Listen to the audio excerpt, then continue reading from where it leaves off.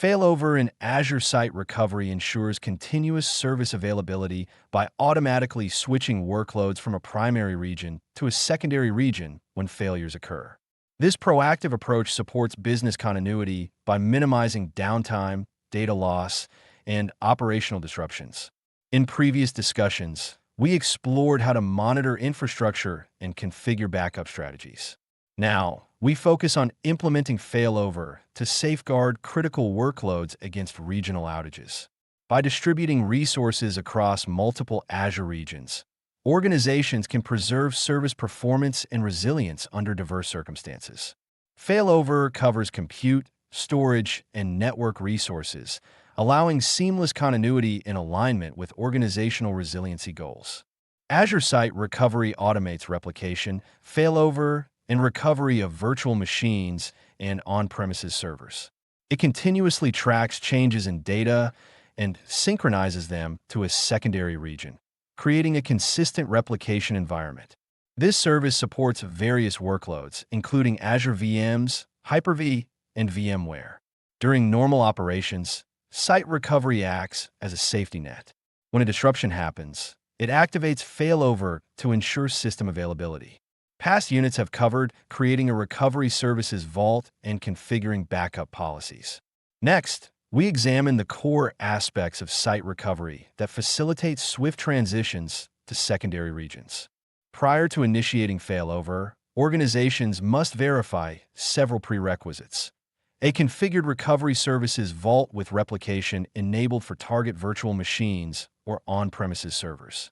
Sufficient permissions to access and manage resources within both primary and secondary regions. Network connectivity, including virtual networks in the failover region matching the primary region. Proper replication policies in place, ensuring data is continuously tracked and updated. Validation of resource group structures, naming conventions, and access controls. Fulfilling these requirements establishes a well-prepared failover framework, laying the groundwork for consistent recovery operations and reducing uncertainties associated with cross-region replication. The Recovery Services Vault is central to orchestrating replicas and failover actions. It stores metadata and coordination data for protected workloads, ensuring a synchronized environment.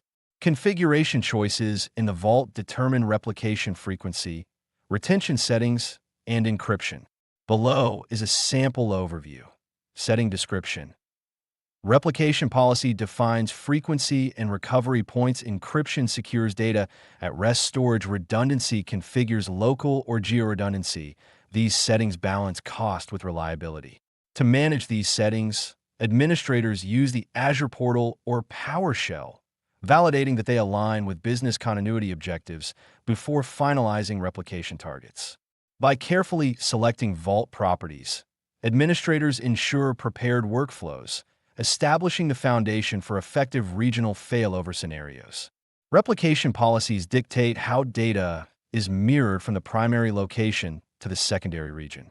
They define recovery point objectives, RPO, specifying how frequently snapshots occur and how much data loss is acceptable. For critical systems, shorter replication intervals reduce potential data gaps. Administrators can configure multiple policies for different workloads, aligning resource needs with business priorities. Protected instances must follow consistent rules for replication health monitoring to remain valid. Automated checks, such as delta synchronization, ensure that the replicated data remains accurate. Thorough planning of policies allows a balanced approach to cost, performance, and disaster recovery requirements.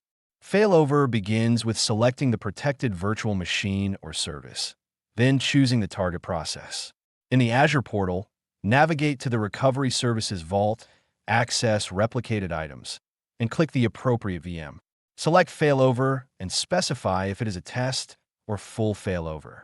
To automate, administrators can use PowerShell. PowerShell start as a recovery services SR failover job.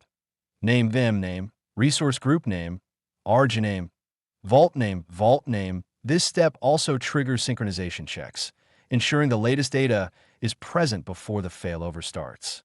Once initiated, Site recovery coordinates resource routing to the secondary region. Verifying network settings, including subnets and IP addresses, helps maintain connectivity upon failover completion. Testing failover is crucial to validate recovery procedures without impacting production. Azure Site Recovery facilitates this by creating a test environment that mirrors the primary configuration. When initiating a test failover, administrators can choose an isolated network to avoid disruptions to live workloads. This approach ensures that resource dependencies, such as databases and load balancers, function as expected. Logs generated during the test offer insight into potential issues, such as misaligned IP settings or missing application components. Frequent test failovers help refine response strategies, reinforcing readiness for actual emergencies and verifying that replication policies meet organizational goals. During the actual failover, site recovery halts replication, finalizes synchronization, and transitions the workload to the secondary region. This step marks the moment when end-user traffic and operational processes shift to the secondary site. Administrators may need to update DNS entries, load balancer rules, or traffic managers to route connections properly. Networking components must align with the new environment, ensuring throughput and latency remain within acceptable ranges. Resource references, such as service endpoints or integrated external systems, may require adjustments. Implementing automated scripts reduces manual effort, enabling a smoother transition that limits disruption to business operations. Once the primary region is restored, organizations may intend to fail back to their original location. This step involves reversing replication from the secondary region to the primary site. Administrators must ensure data in the secondary environment remains consistent and up-to-date. A planned failback includes verifying networking paths, respecting downtime windows, and gradually redirecting traffic. Tools like Azure Site Recovery orchestrate this process by placing the primary region back into active status and syncing incremental data changes. Thorough planning, testing, and timing minimize operational interruptions, allowing a safe return to normal conditions once stability is confirmed. Administrators can confront various issues during failover, from network misconfigurations to insufficient replication. Common troubleshooting steps include verifying connectivity in both regions, reviewing error logs, and ensuring that replication policies are valid. When failover jobs stall, checking quotas and resource availability may reveal capacity constraints. Utilizing built-in diagnostic tools like Azure Monitor and Log Analytics can highlight performance anomalies and repeated failures. Administrators sometimes find that security group rules block traffic in the destination environment. By addressing these areas systematically, potential failures are minimized and failover reliability is improved through iterative refinement of the replication strategy.